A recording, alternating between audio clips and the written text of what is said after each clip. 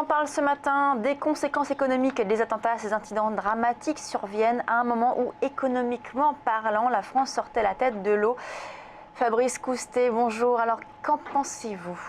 Bonjour Lucie, difficile exercice évidemment ce matin de continuer à parler économie, marché boursier, alors que nous sommes tous confrontés depuis vendredi soir à l'horreur, à la barbarie, au chagrin et à la colère. Et pourtant, tout ne doit pas s'arrêter, sinon évidemment ce seraient les terroristes qui auraient gagné. Nous nous intéressons donc ce matin aux conséquences économiques de ces attentats sanglants.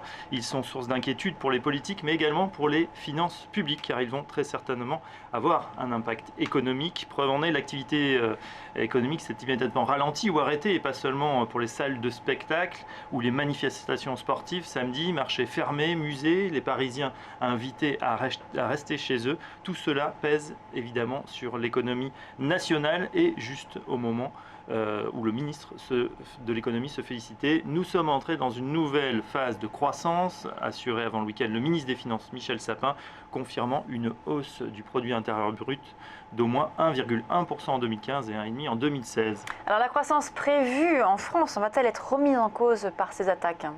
Difficile à ce stade de l'évaluer, mais on peut d'ores et déjà anticiper que cela dépendra principalement de deux facteurs, la consommation intérieure et la réaction des visiteurs étrangers.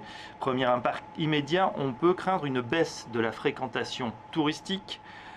Celle-ci, même minime, représente un véritable malus pour notre économie nationale, qui a fait du secteur touristique un pôle d'excellence. La France accueille chaque année 84 millions de touristes internationaux, et c'est le pays le plus visité du monde. La consommation touristique totalise près de 8% du PIB. Or, de tels événements vont évidemment peser, notamment parce qu'ils interviennent juste avant une période clé, celle des fêtes de fin d'année. En première ligne, donc, les compagnies aériennes, l'hôtellerie et la restauration pourraient être logiquement impactées. Et cela également risque de plomber le moral des chefs d'entreprise et des ménages, Fabrice. Et oui, si on regarde en arrière par rapport aux attentats de janvier, ceux de Charlie Hebdo, les chefs d'entreprise s'étaient déjà montrés préoccupés, mais finalement les facteurs macroéconomiques, le fameux alignement des planètes, avaient fait pencher la balance en faveur de la croissance, 0,7% au premier trimestre. Ce qui est plus inquiétant cette fois, c'est le caractère non ciblé des attentats et surtout la hantise que cela se reproduise, qui pourrait paralyser les agents économiques que nous sommes. En période d'incertitude, de risque, nous avons tous tendance évidemment à reporter nos décisions, soit d'achat pour les consommateurs, soit d'investissement pour les décideurs. On s'intéresse maintenant à la réaction sur les marchés, parce qu'en effet, lors des attaques, les marchés étaient fermés. Ce matin, si l'on en croit les futurs, eh bien, l'impact semble limité.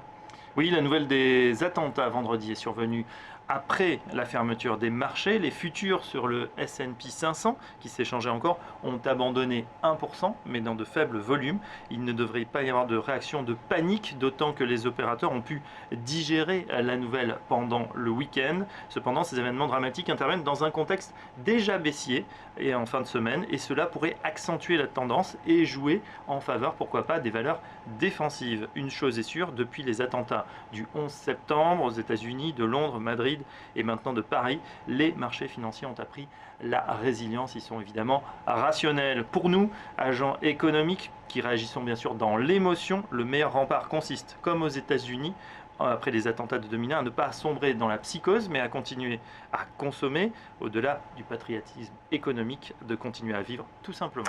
Merci Fabrice, c'est la fin de Direct Marché. Je rappelle que vous pouvez nous suivre sur les réseaux sociaux, à la fois sur Twitter et Facebook, et revoir évidemment l'ensemble des interviews sur le site tvfinance.fr.